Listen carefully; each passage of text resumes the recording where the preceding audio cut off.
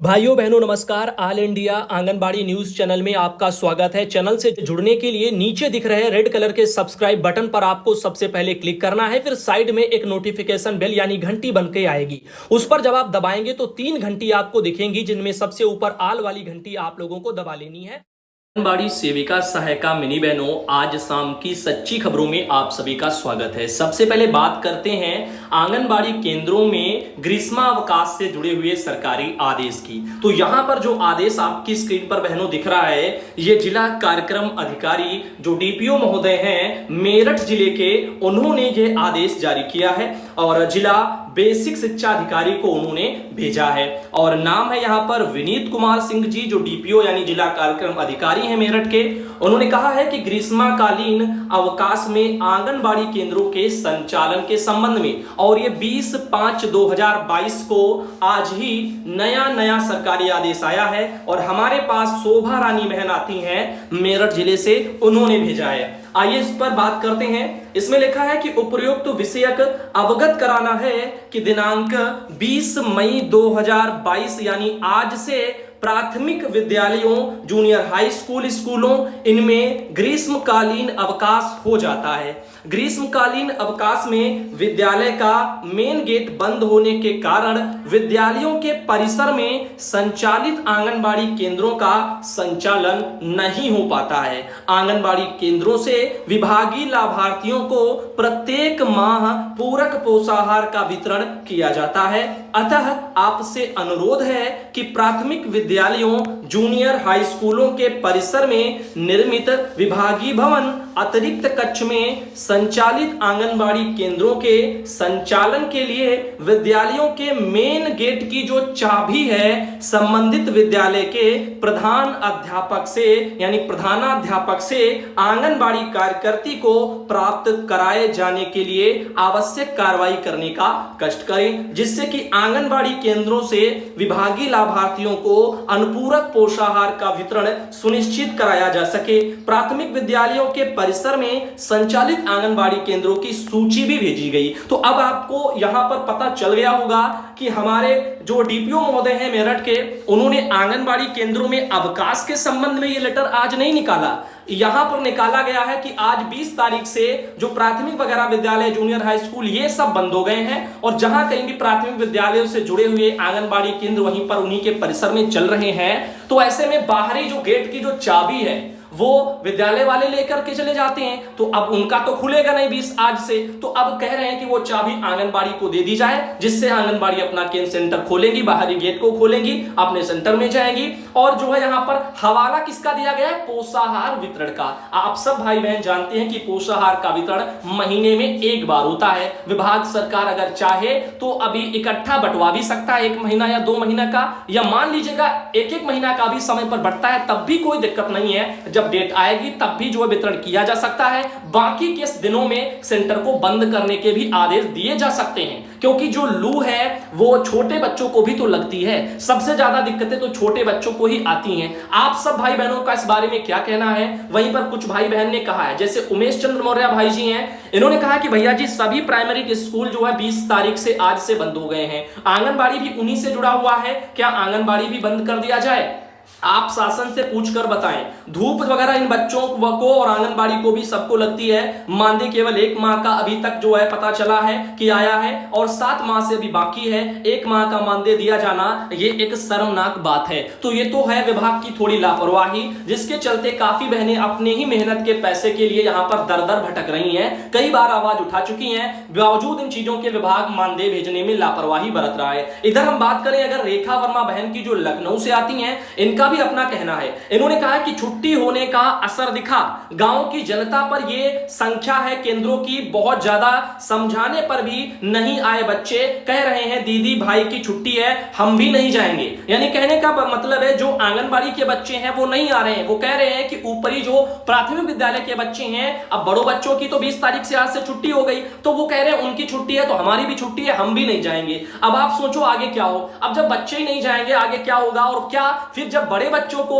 शीत जो है ग्रीष्मावकाश मिलता है, उनको जो है गर्मी लगती है, लू लगती है, तो क्या ये नन्हे मुन्ने बच्चों को नहीं लगती? आखिर हमारा विभाग साबित क्या करना चाहता है? विभाग को चाहिए और ऑल इंडिया मांग भी करता है कि पूरे जो है यहाँ पर सभी राज्यों में जो सेंटर है आंगनबाड़ी के, जहां जहां गर्मी भीषण हो रही है इन दिनों, तो यहां पर ग्रीष्मावकाश जहां लागू होता है बाकी के जो है क्लासों में, तो आंगनबाड़ी में भी लागू होना चाहिए। रही बात THR वितरण की, तो उसको जैसे कोरोना काल में वितरण कराया गया, चाहे तो सरकार किसी एक दिन अपना सेंटर जो है वितरण के दौरान खोल करके अपना वितरण करवा दे, या कहीं पर भी कराया जा सकता है, मान जो है कोटेदार के वहां से या प्रधान के वहां से कहीं से भी कराया जा सकता है, वो हो सकता है। अब नन्हे मुन्ने बच्चों को लू से बचाने का एक बढ़िया तरीका है। रही बात अन्य गतिविधियों की, तो उनके संचालन के लिए जब भी गतिविधियां हो उस दिन गतिविधियां हो, बाकी दिन तो कम से कम राहत दे दो बहनों को। तो ये तो उनका एक अधिकार टाइप का है, विभाग इसके बारे में भी थोड़ा सोचे, क्योंकि यहां पर भी जो बच्चे हैं उनके बारे में भी सोचना चाहिए। इनका कहना है कि बच्चों जो है यहां पर और मां में जो है मां ने जो है बच्चे को बहुत मारा पीटा है, फिर भी नहीं आए हैं बच्चे, और क्या करें हम लोग। 3 बच्चों को बुखार वगैरह भी उनका कहना है कि हमारे वहां पर आ गया है।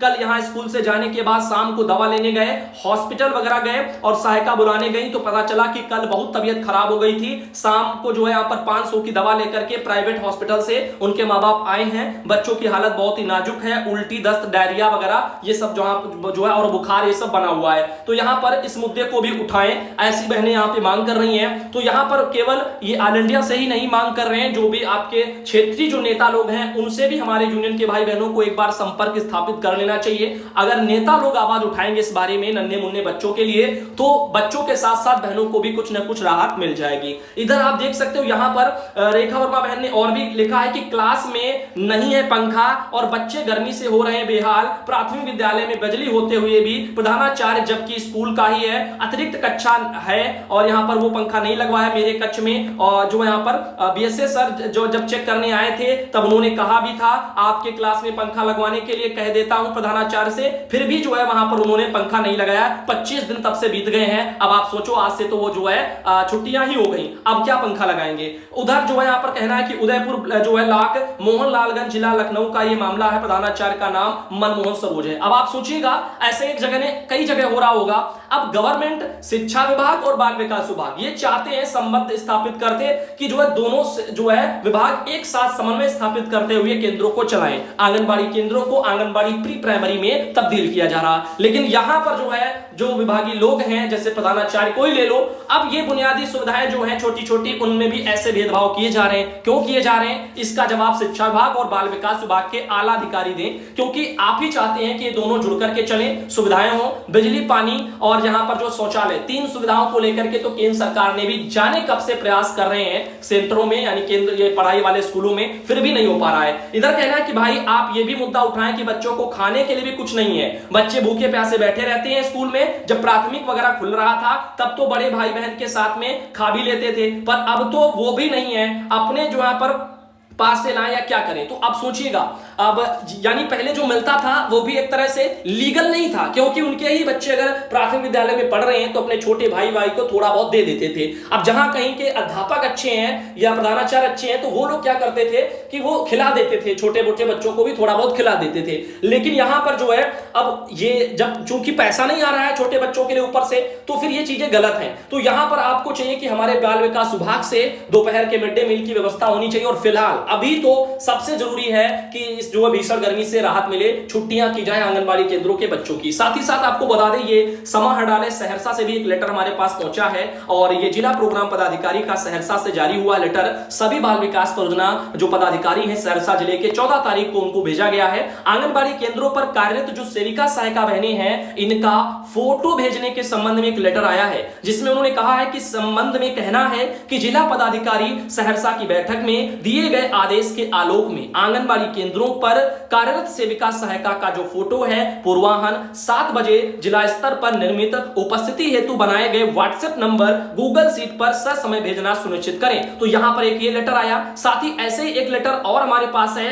जो आ रहा है उत्तर प्रदेश के रायबरेली से, जो डीपीओ महोदय हैं उनका लेटर है और ये 19 तारीख को कल जारी हुआ है। और इसमें वहां पर समस्त बाल विकास परियोजना अधिकारियों को बोला गया है कि 11 मई 2022 द्वारा निर्देशित किया गया है कि योजना के गुणवत्तापरक क्रियान्वयन के लिए भवनों का जो निरंतर सुदृढ़ीकरण है यानी मरम्मत है, आधारभूत जो सुविधाएं हैं उनकी उपलब्धता नितांत आवश्यक है। केंद्रों पर आधारभूत सुविधा की जो उपलब्धता है और संचालन स्थल की सही जानकारी प्राप्त करने के उद्देश्य से ही जियो टैगिंग कराई जा रही है और ये मोबाइल ऐप वगैरह इसके लिए तैयार किया गया है। सभी आंगनबाड़ी कार्यकर्ती उक्त ऐप के माध्यम से सर्वेक्षण का कार्य करेंगी, अपने एंड्रॉइड फोन से वगैरह करेंगी और प्ले स्टोर में जाएंगी, anganwadi centre geo mapping type करें या फिर ये लिंक आपको विभाग देगा और ये डाउनलोड कराया जाएगा इस तरह से। और लॉगिन आईडी जो पासवर्ड वगैरह है ये सब आपको अलग से जो बता रहे हैं कि निर्देश के साथ प्रेषित है। तो यहां पर आगे आपको इसके बारे में और बताया जाएगा। तो जियो टैगिंग को जो है लेकर के पहले भी ऑर्डर आया है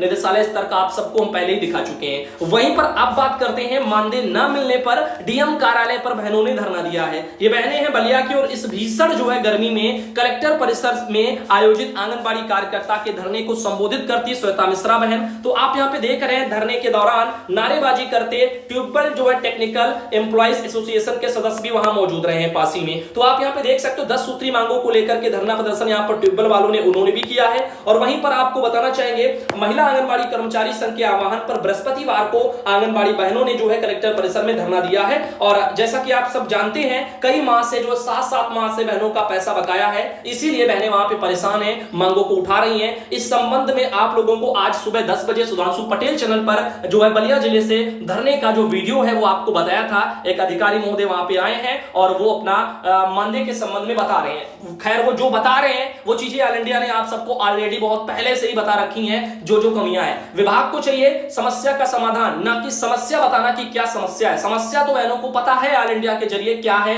अब उसका समाधान विभागीय अधिकारियों को करना है। तो जितनी जल्दी हो सके मानदेय और जो पीएलआई है जितने भी बकाया भुगतान है वो सब किए जाएं। और वैसे भी उत्तर प्रदेश सरकार के पीएलआई और प्लस राज्य सरकार के यानी मानदेय के बारे में जो संशय बना हुआ है उस पर भी विभाग कुछ ना कुछ जल्द से जल्द करे, जितने भी समस्त बकाया है उनका भुगतान करे, जिससे चीजें क्लियर हो जाएं। और विभाग एक बार ये भी जो है बता दे कि मौजूदा समय में आंगनबाड़ी बहनों को यूपी में कितना मानदेय मिलता है, आंगनबाड़ी सेविका सहायिका मिनी को एक इसके संबंध में अगर लेटर जारी हो जाए तो मुझे लगता है यूपी की बहनों के लिए एक अच्छा संदेश जाएगा। जो भी यूट्यूब पर या जो है जगह जगह जो फर्जी न्यूज आती हैं उनका भी पर्दाफाश होगा और बहनों को जो है सटीक जानकारी भी मिल जाएगी। तो आप इसके बारे में क्या कहना चाहते हैं कमेंट करना। मधु बहन आती है फतेहपुर से, उन्होंने अपने वहां से के फोटो भेजी है। और साथ ही साथ ये है मंजू गौतम नगर से आती हैं, गौतम बुद्ध नगर से। और इनके अलावा ये है यहाँ पर सुनीता कासगंज से आती हैं। और एक ये बहन है सुधा सिद्धार्थ नगर से आती हैं। और एक ये बहन है तनवीर जहां जो कि आजमगढ़ से आती हैं। इनके अलावा भी एक ये बहन है जिनका नाम है कुसुमा देवी जो कि बहराइच से आती हैं। और एक ये बहन है जिनका नाम है ज्योत्सना गुप्ता जो औरैया से आती हैं। साथ ही एक ये बहन है जिनका नाम है सावित्री जो रायबरेली से आती हैं। और इनके अलावा एक ये बहन है अनीता गर्ग जो कि मुजफ्फरनगर से आती हैं। तो आज जो शाम का वीडियो है उसको हम यहीं तक रखते हैं, अगले सुबह के वीडियो में आप सबको मिलेंगे।